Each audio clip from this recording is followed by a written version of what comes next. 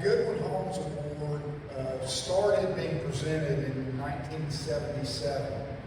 There's only been 2 years that the award hasn't been presented, and that was in 1981 and 2001. And Ricardo, it was a good thing to say, don't wear a coat, because it's hot. So if I'm sweating, it's because I'm hot, not because I'm nervous. So this is the 47th year of presenting this award, and it's actually this will be the 45th recipient, or actually 44th recipient. So we have 2 years not there. Goodwyn Holmes, we're going to do a better job of finding out exactly who Goodwyn Holmes was, but we know that he was instrumental in serving the Institute. And the reason for this award is to honor someone who provides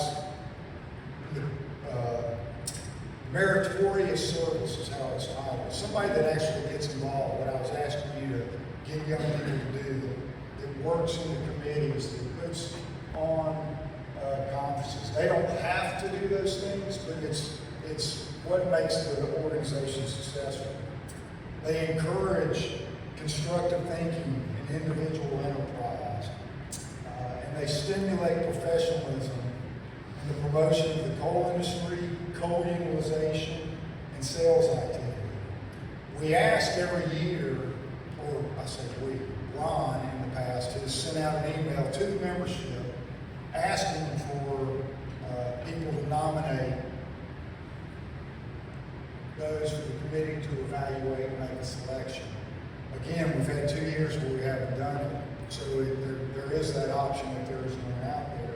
But a lot of times we don't get a lot. This year we happen to get 6 to 8 nominees, so we had a good pool to talk to, and we had a committee. Andy Cox was on the committee to talk through and evaluate, and I think we have a very worthy recipient this year.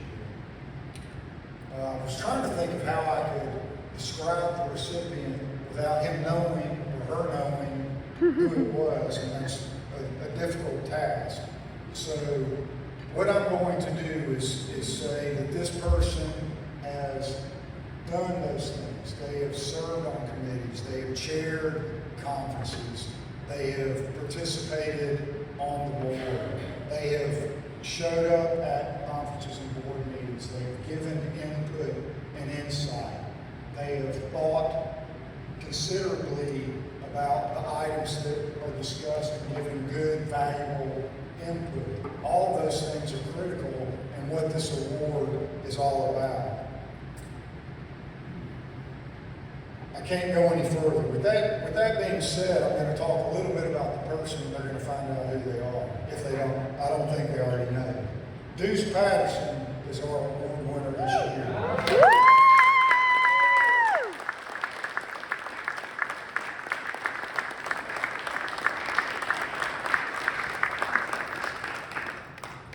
On the industry, the Coal Institute side, he's been a major contributor to the Coal Institute, having served as a director and officer, as secretary and treasurer. He's currently the vice president, and the next term he's going to fulfill the role as the president, God willing. He's also noted as being the only chairman of the STS virtual conference, which it's an amazing feat. It's never been done. Hopefully will never be done again. Had to fly by the seat of his pants to get it put together without knowing what, how, or having any kind of a plan or path to follow. So that was quite an accomplishment. He graciously and without question rarely says no to any request for help. He served as our audio-video guy when we didn't have one at virtually every conference that we put on, and has participated as a committee chair member. He's an outstanding representative of this organization and extremely worthy of this event.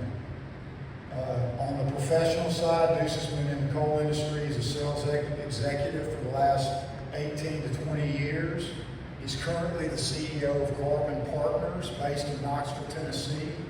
He He's responsible for all commercial carbon activities of Verdo Trading, Carbon Partners AS, and Carbon Partners Inc.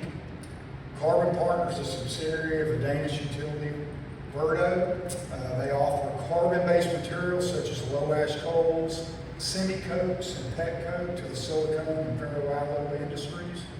They also sell metallurgical and thermal coals, carbon products to utilities, steel and coke producers, and other industries domestically and globally. Most importantly, in my humble opinion, Deuce is the husband of Tekla and the father of Caroline, and he is also a proud graduate of Belmont University. And with that, I'd like to all to give a round of applause for Deuce and have Deuce come up and get the award.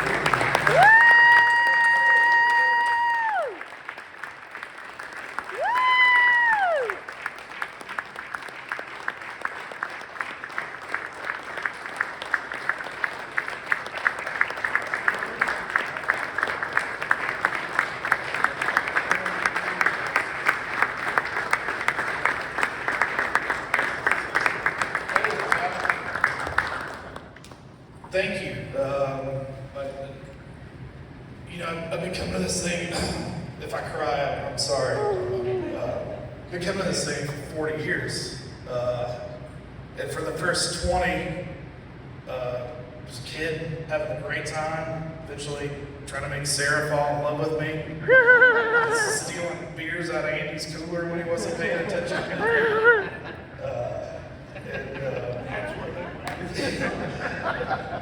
But along the way, made some lifelong friends here and family, and still consider this a family. The last 20 years has been a little different. Actually, trying to be a responsible adult. So I just sold my wife and daughter right here, so that's pretty cool.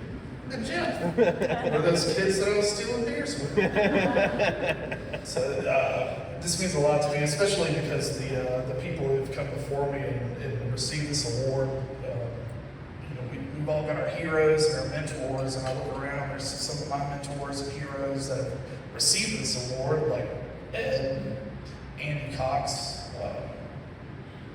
Joe Fry, and then, my hero was always my dad. My dad's been in the coal business since 1978.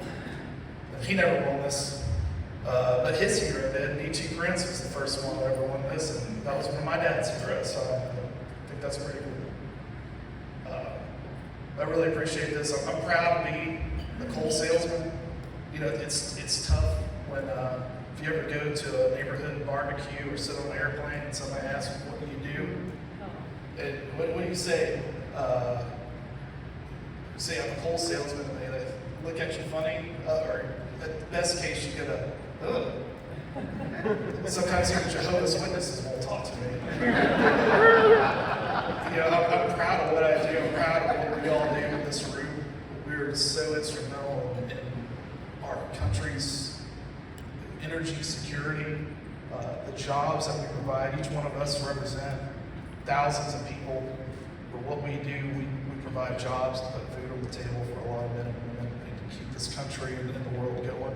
So I'm proud to be a damn coal salesman, and I appreciate this award.